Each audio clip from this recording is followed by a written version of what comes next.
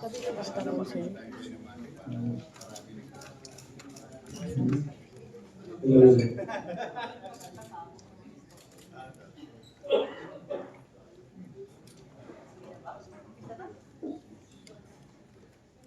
Hello?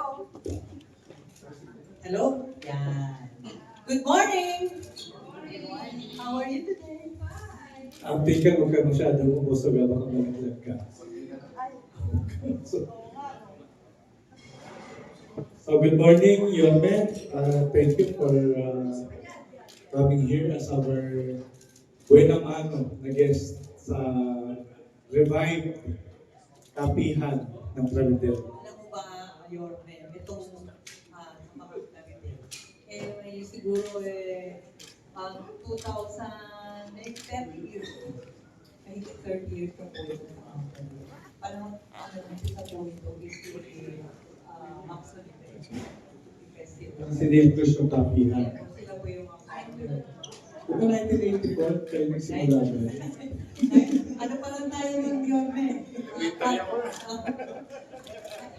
High school na ako. Elementary mo na. 1994 nung umpisa ko sa mga palitan. The likes of si Max Oliver, si Neil Cruz, Julie Pan, Gani yung book, ang primer. si Juliak Dasa. Siya na lang yung buhay. Yung pangayabang na. Buhay pa. So, we're so happy that you're here, Mayor, para po umpisahan ko itong first for a while, medyo tayo so ngayon we're back. Thank you din pala sa mga kasama natin sa media. Nagtatumog basta si Yorme kaya siya iba yung mama natin. Oo, full pack Mga pamilyar faces no? Mga kaidaran din. Opo, Mayor. Yung iba po dyan, makasabayan mo na ng mga reporters din. Yan, na Boston. Yan ang special mention. Si Ed, andito pa si Ed Reyes. Ayan, si Francis. Tracy Cabrera. Hindi yan, kasama ko sa Pasay Beat. Well, you're talking about the reporters, the media. Yung mga pinong-over pa natin dati ng mga taga-City Hall. Nandiyan pa si Councilor Letlet. May buhok pa siya, no? May buhok pa, makapal pa noon. Ngayon, Pero magaling pa rin sa golf. okay, welcome everybody. Welcome po sa ating Samahang Travidel Kapihan dito sa Rizal Hotel. Bago lang din ayos ito Oo. Dati Ito yung dating Army Navy. At dati rin nandito din po ang Oh. Yes. So, masaya naman tayo at nandito sabi mo maganda yung pwesto natin. Tingnan, simulan ko na siguro yung pagtatanong kay Yorme. So Yorme, naalala ko yun, yung dating mo sa City Hall, nung nanalo ka na, June 30, 12 doon, ang dinatnan mo doon, yung lang physical office, pero walang furniture. Pero may kahadiya doon. Tapos, ang nagkalat din yung basura sa Maynila nung dumating ka. Kaya pinalinis mo agad. Siyempre naman, ang pinalinis mo, bumaha naman. At pag in-inspect mo, may mga defective talaga ng mga flood control. So, Yorme, after 100 days, ano na ba yung status ng Manila ngayon? Una, thank you sa inyo, sa Travidel, for it's a great honor to be with respected journalists of the country. So, maraming salamat sa inyo. Well, with regard to your question, totoo yun. Lungkot ako. Bumutubad yung office of the mayor. Pati Cortina. Pati Cortina, Without any tinalo. exaggeration. Samantalang na iniwan mo yun, maganda yung opisina. Ayos naman, makapupisa na natin. Kompleto, no? Ayos naman. But be that as it may, I look at it as a petty action of some individuals. Hindi naman nawawala yung office of the mayor pagka wala mga furniture at saka So, we hit the ground agad, dahil there is an immediate concern of the people of Manila. Yung nagkalat ang basura. It's been ongoing since December 31, bali January 1 of 2025, when they changed the so-called contractor. Salamat yan, Yorme, kasi taga-Sampalo ako. Yung kanto namin, yun yung tinatabakan ng basura. Kaya galit na galit yung ate ko na walis ng road. Saan yung camera yan? Cristobal Torres Comprades. Historically, and it cannot be denied on what transpired in the past, may mga mayor din, maraming mayor ng Manila, talagang once they change the contractor, nagkakalat talaga ng basura sa Manila. And that happened.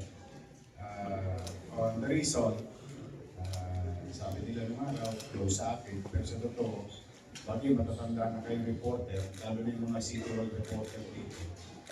They know already that Lionel was established since I was high school through the leadership of Mayor Lee.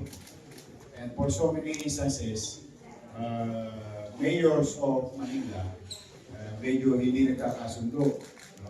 Yung vice mayor, may palitan ng administrasyon. But in fairness to Mayor Lim and Mayor Atienza, they opted to not to change these things because nobody understands the geography, the habit of the city and its people with regard to management of garbage. Kasi pamilya na pamilya. Madalas kasi yan, pinag-iisipan na masama. Pero kahit na nagkatago-tago si Mayor Lim at Mayor Atienza, ayaw nilang palitan ito. And the same thing happened sa isa pang mayor, ang pinalitan nila, sumabot din ang basura sa Manila. And this one. So there is really a garbage crisis. Mano pa, pagpupuko, a few days before, nakakatanggap na ako ng sulat. Sumuko yung bago nilang kumpara. On the same reason kung bakit umayaw ang Lionel. Kasi yung utang sa Lionel 600 million pesos. Hindi na nakakapagtaka doon eh, ba't nakakait ka? Gadgeted yan, di ba ang Mayor? Ang gadget yan. And I will explain it to you later saan napunta yung Pera sa basura. yung budget or what you call commercial obligation. Na-divert, di ba?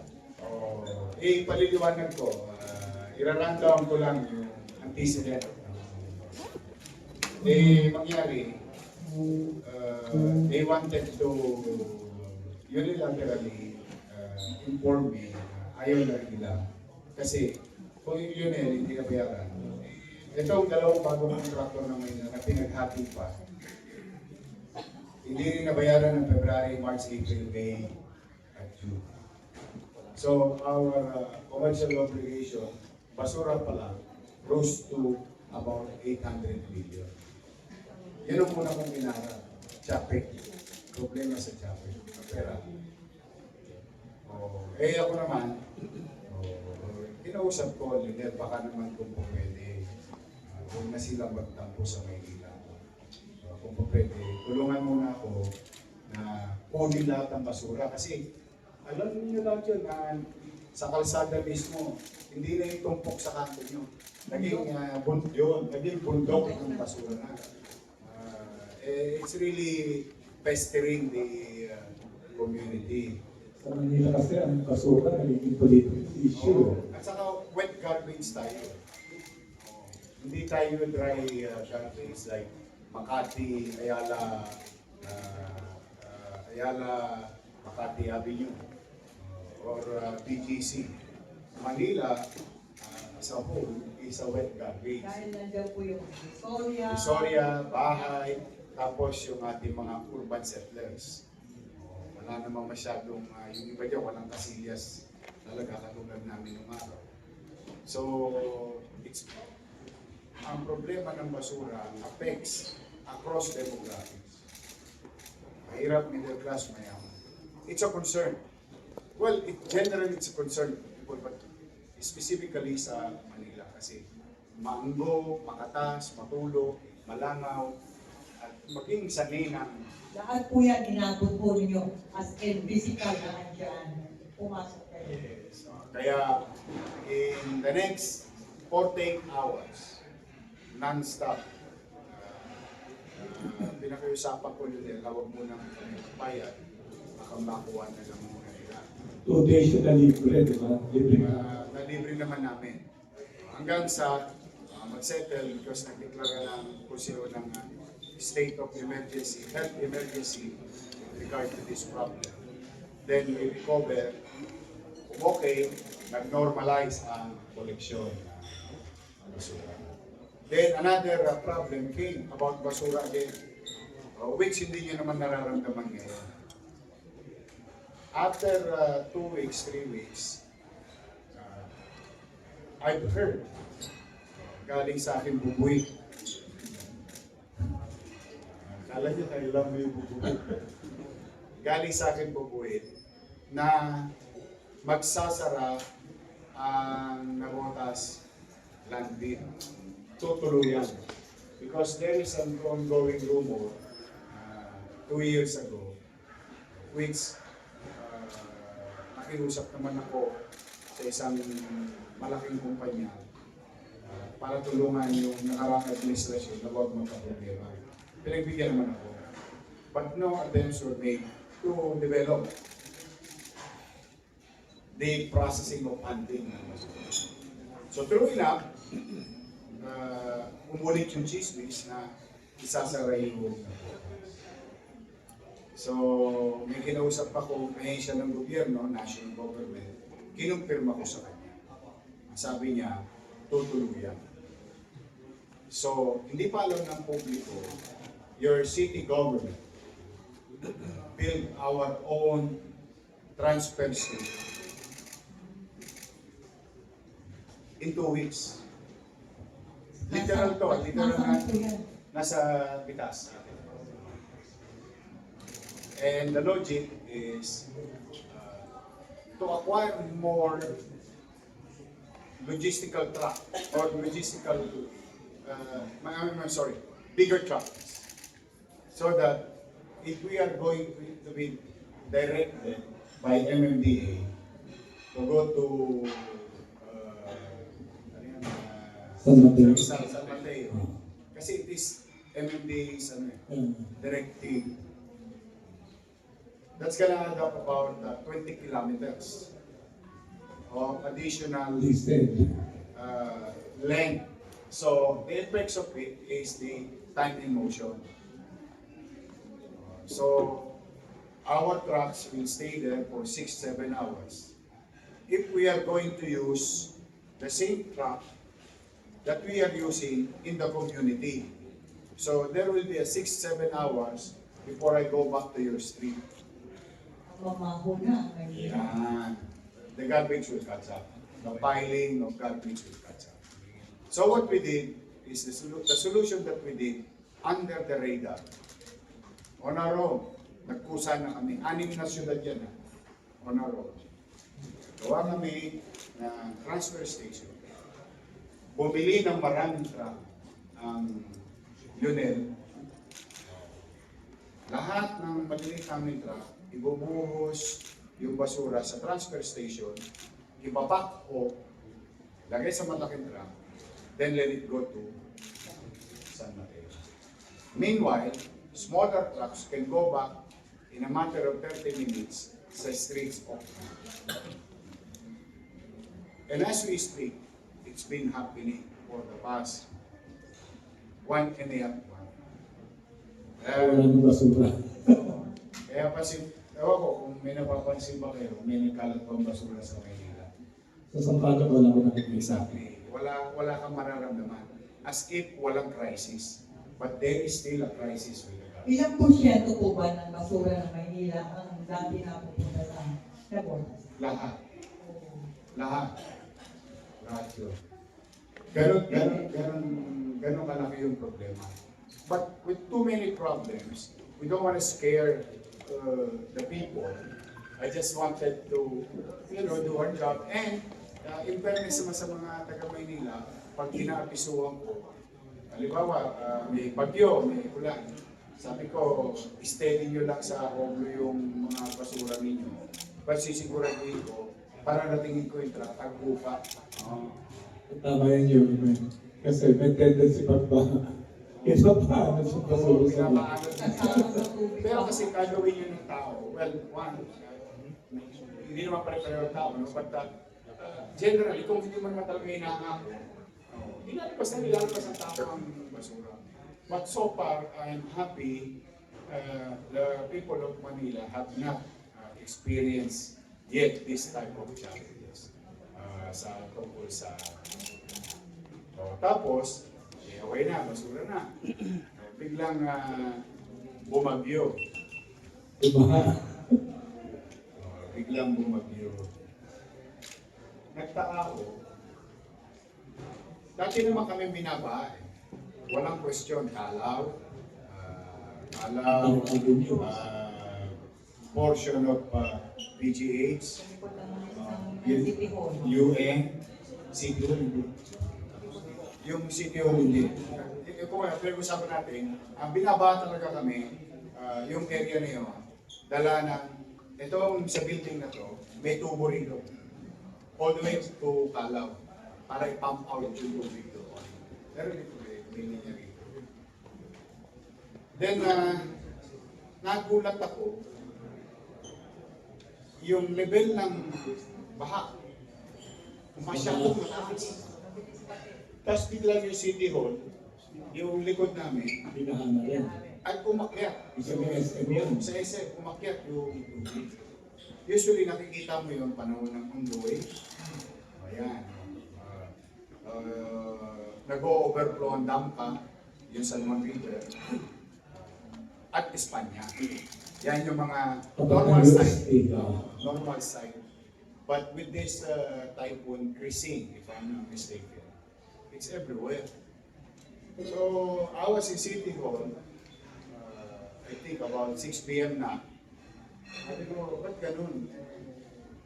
Kanina bukod sa malakas yung ulan, ngayon umuulan pa rin, pero hindi na yung talagang yung burst. No? There must be something wrong. So I immediately went to the streets. Yun yung nakita ng tao na nasa kalsada ako alas 7 ng gabi. Dinudot namin yung mga immortal. May isang tipak ng semento ko na. Only to find out, for lack of TLC, yung mga immortal namin, buhangin, at saka alkitaranan. So talagang tinira namin ang tinira until inararo na namin, yun ang common. Then, umulan pa rin the following day, medyo upan ng konti pero mataas pa rin yung tubig. I start asking the engineering. Di ba may mga pumping station tayo dito sa amin? And Chief of Staff Cesar said, yes sir, meron tayong 70 plus pumping station. Saan galing yung data? Sa MMDA. But 24 of it, hindi pa tangan-tangan ng MMDA. And one of the famous, where all started, all these things started, is the District 2 Sunog Apo Pumping Station. Because when it was presented to me, na-shock ako nahulog ako sa pump. Siguro yung pumping station, 500 kung 600 square meter lang. And we spent 770 plus million pesos already. It's not running. Maliit yung area Ibig nila. sabihin, pag nakita mo area, sa amount na ginastos, you do the math, you divide it per square meter. Yeah, sobrang taas ng presyo. Mangyari ba? Hindi pa gumagana. Pero malungkot. Yun ang malungkot. So, I was being interviewed, I think I was in Baseco, with all the journalists, no? Sabi ko, dapat to imbestigahan itong mga pumping station. At mukhang, ano naman, yung 2 days after, nag-ikot na si Presidente. Doon na-shock ang lahat ng Na maraming hindi gumagana or effective yung ticket. Ilang pumping Hindi, yung station? sa Bulacan, nagpunta sila Presidente. So sa amin, kasi ganito ang story niya, no? Gagawin niya ng DPWH, tapos tatangananan niya ng MMDA para sila ang maintenance. Then over sa Turn MMDA. over. Yun ang hindi alam ng marami. Para LGU. Hindi. I would love to. Bakit ba hindi? Yun nga yung proposal mo, di ba, sa Metro Manila Commission. Yes po. Ano po ang balita doon sa proposal nyo na yan? Wala pa naman. Ano na yung mga wild imagination ko, but we are willing to do that part kasi it protects lives and property. Pag bumabaha, ang sisisihin ng tao, yung mayor eh. Hindi sa yung MMDA. Ayun ang kaysa magturuan, sabi ko, akuin na natin. Bakit hindi na lang tayo? Para pagkatumalpak, ulo ng mayor ang gugulo. Kasi ngayon, turo dito, turo doon. Tapos, magbibigay na yung mga congressman, wala raw silang alam. Sabi ko nga, neck-neck nyo, pwede ko muna kayo alam. Tuloy na ako, nakita mo. Nagkatotoo yung sinabi ng neck-neck nyo. Di ba sa investigasyon, lumabas lahat yung katotohanan. In-expect ko na segments ni Mayor Magano. Oo. Gusto mo po. Nagpunta sila last week. Nagulat din kami. Hindi na gumagana. Biglang all of a sudden, may additional 94 million. Big na po. Para magana yung isang part. So sabi ni Sir Vince, magkano ba? At ilang ba? Tatlo po gagawin. So kung tatlo, di 94 times 3, di additional na 200 plus million. So doon na nagalit si Sir Vince. Sabi niya, hindi, ganito na lang gawin natin. Kuha tayo ng consultant, i-assess itong sulong apo sa District 2, Tondo, Manila. Yung pumping station. Yun ang napagkasunduan. Happy naman ako. Happy ako kasi, happy ako para sa mga taga-sulong apo. Dahil once and for all, non-government group will check, technical people will check on how to cure the problem before new fundings will come. Ganun na naging approach ni Secretary Vince Piso. Pero magpalit lang daw po tayo ng mic. Ito daw ay mas malakas para sa iyo. Yun na nga. Tapos, napansin ko, parang maraming project yata sa Maynila. Flood control. Flood control. Sabi ko kay Cesar, paano ba natin masisiyasa? Ayun, kundi naman si Cesar, si Chief of Staff, went to the website of the President. Meron nakalagay doon, yung isumbong mo sa from there, kinuha namin yung data. Malulugmok ka. Sabi ko, how can this happen with the sitting mayor doesn't know? Alam mo, maintindihan mo yung isa, dalawa, tatlo, baka nakalusutan ka pa. Alam mo naman, in fact, linahuli nga ako on Saturday. Buti na lang talaga, nag-iikot ako Natsambahan ko sa kalsada, may isang, ano yung semento, yung nag-iikot na truck, mixer. Sir, Naghuhugas sa ibabaw ng ilog. Sinisinita ko, hindi ko kayo nag-ano. Pag dumaw ko kayo, may plant control project pa lang din sa baba. Hindi mo na. Nire-repair nila. Oh, shit piling, ano. Can you imagine na? yan po So, ba yung sinasabi niya na walang mga permit? exactly. Sabi ko, why this thing happen? Oh, nakaugalian daw na hindi na pinagpapaalam, hindi na magawa ng building permit. Sabi ko ngayon kay Engineer Andres, alika nga, sige nga, magkwentuhan tayo. Sulog nga po, 3-story building. People will go inside, do their job. Kumulaps in a given situation. Hopefully not. Who will be held liable? Ako po sir. Ba't ka pumapayag? Yung mga barangay hall, ano? Na nagsusutan. Kailangan kumuha sila ng building permit. Kailangan pakuhain natin. Sir, tapos na. Pakuhain mo. Para pag alam natin mali, itama nila. Tapos, pag nangyari, sakto, iniimbestigahan na, huwag na tayo makialam sa ingay. Hayaan na natin ang Senado until before ICI was created. Sabi ko, wala tayo sa kwento-kwento, imbestiga rito, imbestiga dyan, kurap ito, kurap yan. Huwag tayo makisali dyan. Ito yung batas. Sigilin nyo yan ng buwis lahat.